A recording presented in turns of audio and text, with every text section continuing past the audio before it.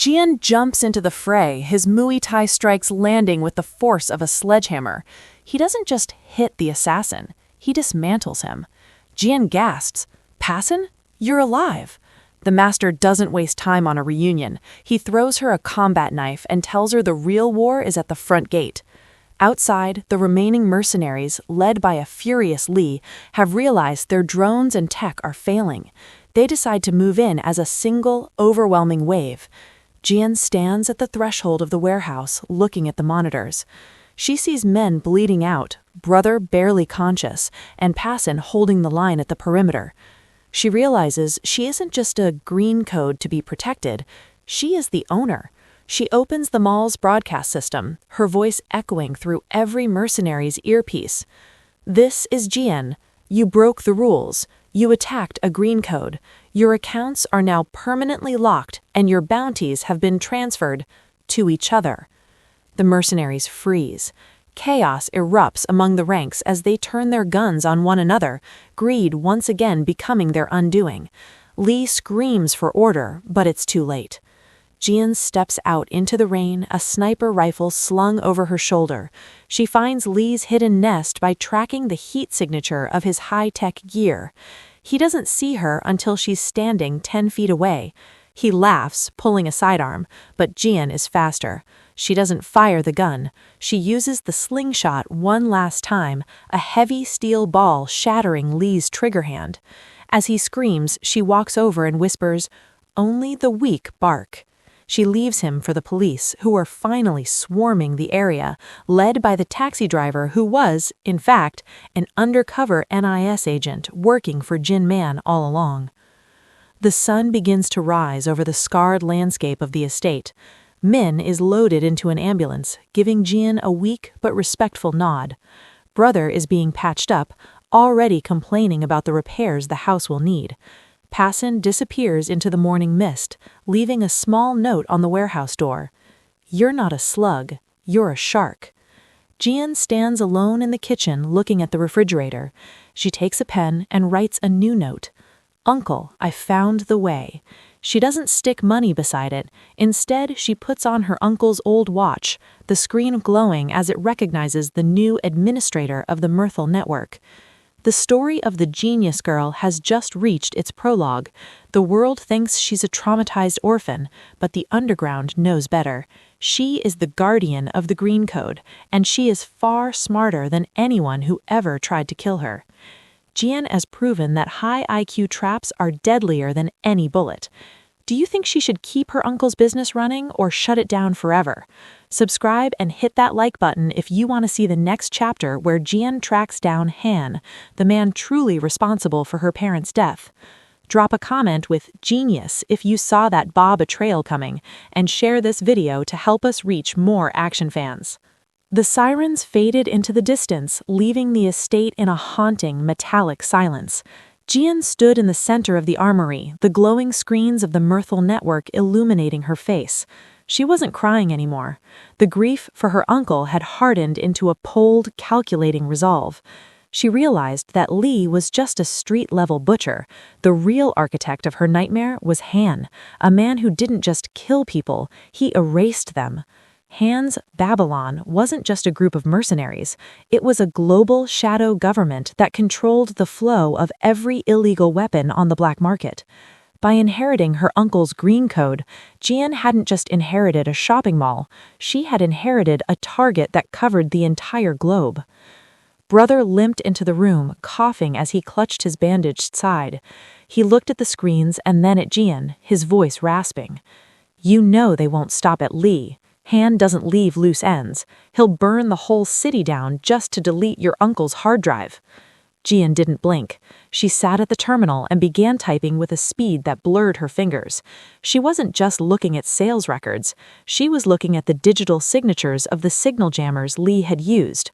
She traced the hardware back to a shell company in Hong Kong, which led to a private server in Switzerland. Within minutes, she had found it, the Babylon heartbeat. Han wasn't hiding. He was waiting for her to make a move. Suddenly, every screen in the basement flickered and turned blood red. A single window opened, revealing a live feed of the hospital where Min was being treated.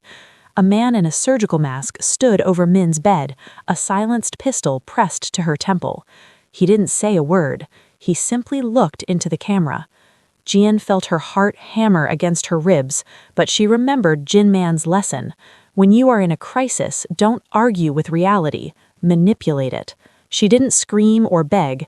Instead, she typed a single command that overrode the hospital's automated fire suppression system.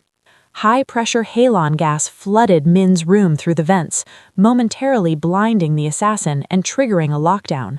In the confusion, Gian hacked the hospital's automated pharmacy robots, sending a fleet of them crashing into the assassin's legs, while Min, ever the S-class professional, rolled off the bed and disarmed him in the smog. Gian closed the window and turned back to Brother. They think I'm a victim because I'm a girl. They think I'm weak because I'm young. We're going to use that. She spent the next 48 hours turning the estate into a psychological death trap. She didn't just want to kill Han's men. She wanted to break their minds. She used the purple code surveillance tech to create holographic decoys of herself throughout the mountain trails. She rigged the agricultural hoses, the very business her uncle used as a front, to spray a pressurized, flammable chemical instead of water. When Han's elite cleanup crew arrived under the cover of a thunderstorm, they didn't find a grieving orphan. They found a ghost who seemed to be everywhere and nowhere at once. The forest became a maze of sonic emitters that mimicked the sounds of Jin Man's voice, drawing the mercenaries into kill zones where the ground itself was rigged with non-lethal but incapacitating electromagnetic pulses. One by one, the mercenaries were neutralized, not by bullets, but by their own paranoia. Gian watched them on her special glasses, her face emotionless. She was no longer the girl who hid in the freezer. She was the spider at the center of the web. As the last of the crew fell, Han himself appeared on the estate's main gate camera, clapping slowly. He was tired of the games. He stepped out of his armored car, holding a detonator that was linked to the underground armory's core. "You're a genius, Gian," Han's voice crackled through the speakers. "But even a genius can't outrun a blast that levels a mountain. Give me the master key, or we all go to hell together." Gian walked out of the warehouse, her hands empty, standing exactly where her uncle had once stood to protect her. She looked Han in the eye and held up her student ID card. "My uncle told me this number would follow me from birth to death, but he didn't tell me it was the self-destruct override."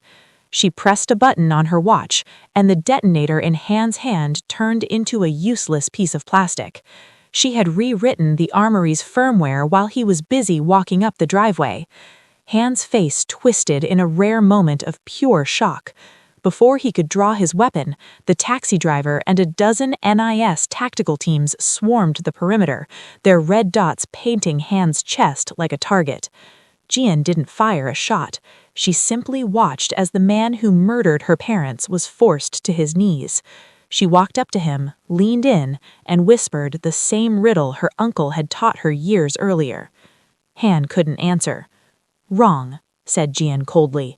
"And in this house, if you can't answer the riddle, you don't get to come in." Gian has dismantled the world's most dangerous organization with nothing but a high IQ and her uncle's legacy. But with Han in custody, a new power vacuum has opened in the underworld, and they all want the green code key. Should Gian become the new queen of the underground to keep the peace, or should she destroy the Mirthal network forever? Subscribe now to see the New Era arc. Comment Code Green if you want to see Gian and Min team up for a global mission, and don't forget to like and share for more elite recaps. The arrest of Han felt like a victory, but in the world of high-stakes arms dealing, a vacuum is just an invocation for a bigger monster.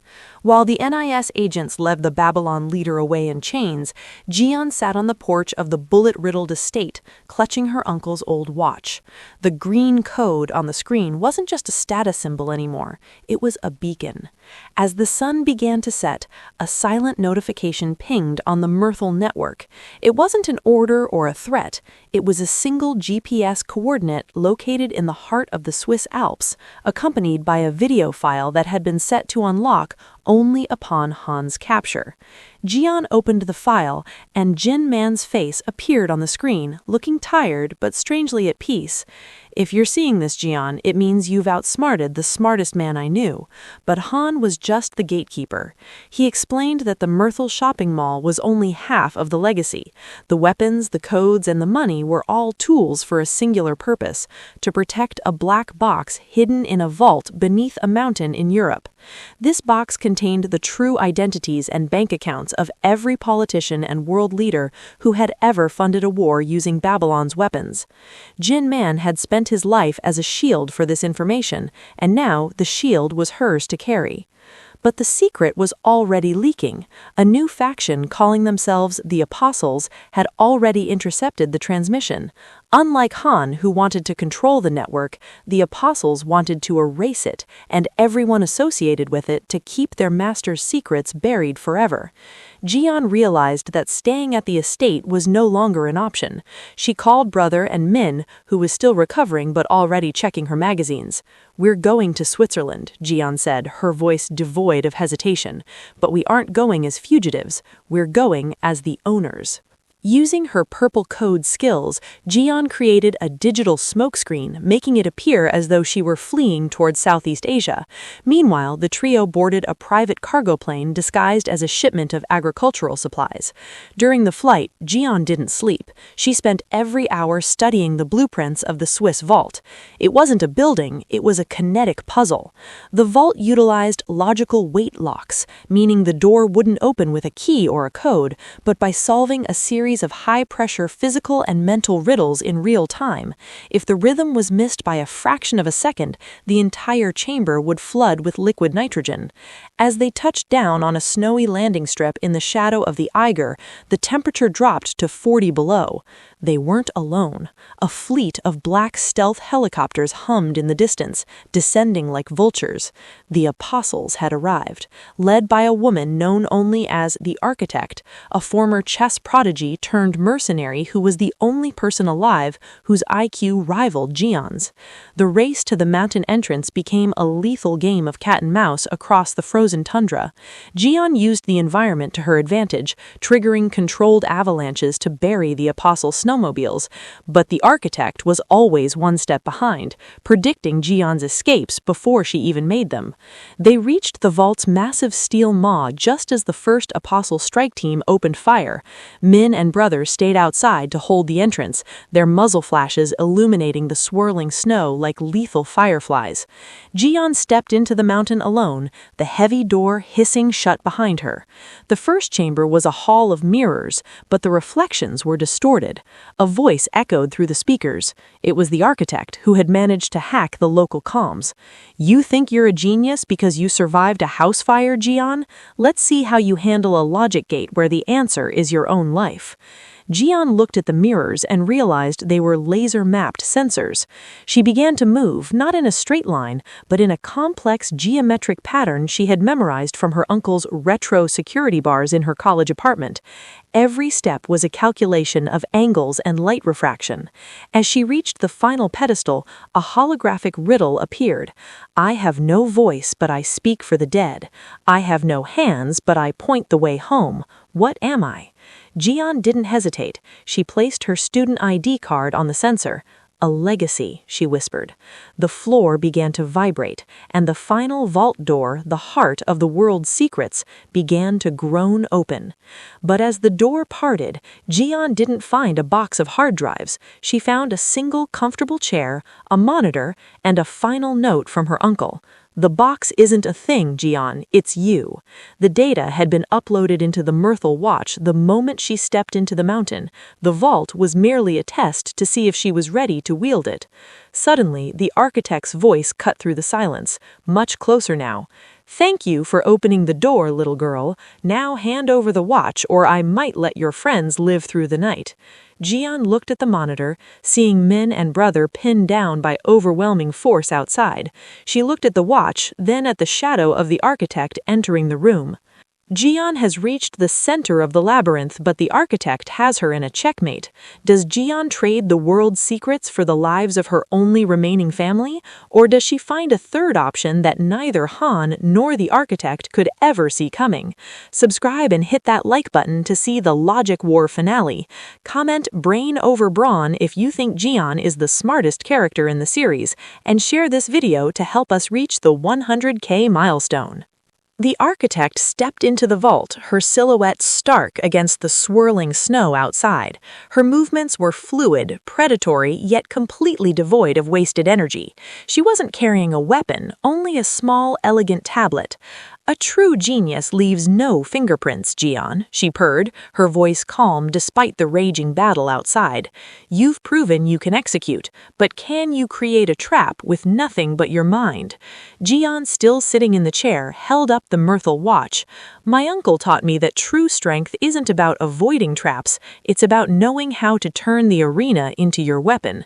The architect scoffed, a flicker of irritation crossing her face.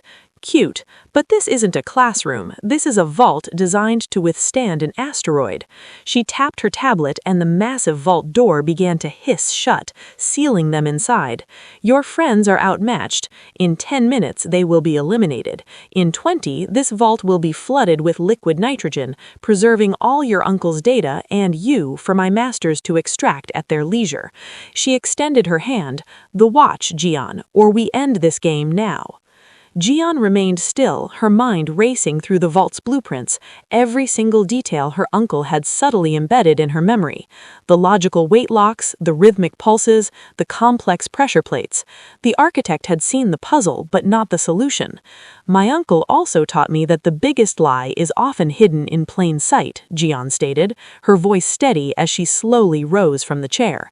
"This vault isn't designed to keep things in, it's designed to keep things out." The architect frowned, a hairline crack in her composure. She had anticipated pleas, desperate attacks, anything but intellectual defiance. "What are you rambling about?"